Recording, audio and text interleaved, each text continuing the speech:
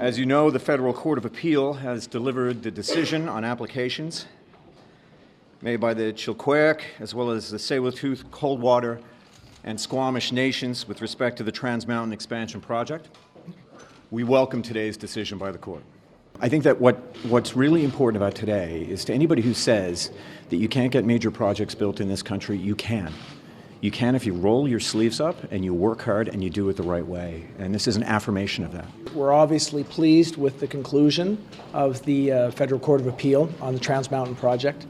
You know, we see this project as one that will enable us to get our resources to international markets, something that will ensure that we can get a fair price for our resources.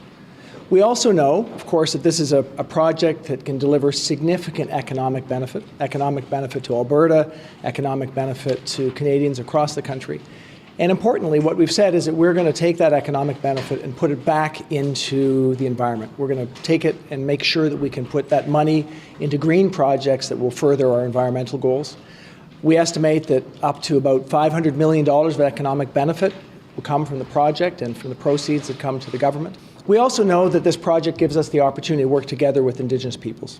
We've gone through a consultation, but more importantly than that, we see that the future of this project will allow us to engage Indigenous peoples potentially in some form of equity participation. So today, I think the majority of Canadians welcome the latest decision on the Trans Mountain expansion, but Conservatives are very concerned that the Liberals still refuse to give Canadians a concrete plan of next steps to ensure construction of the Trans Mountain expansion and a guaranteed in-service date. I believe that the government has succeeded in creating jurisprudence about such issues, and if there comes again this idea of Énergie Est, this jurisprudence will work in favor of the project.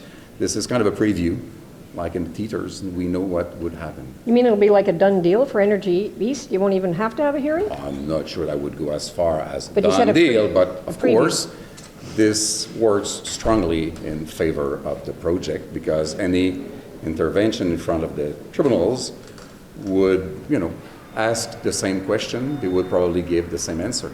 I'm disappointed with the decision. There's been ongoing concerns about the impact on the environment, ongoing concerns about the risk of a tanker spill, an oil spill, and how it could devastate the coastline, and ongoing concerns about a lack of real consultation with Indigenous people.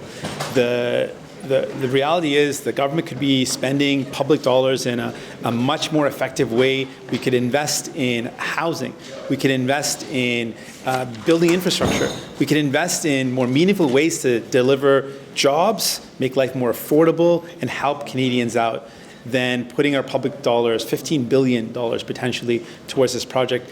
That's not a good use of our public dollars. But don't we need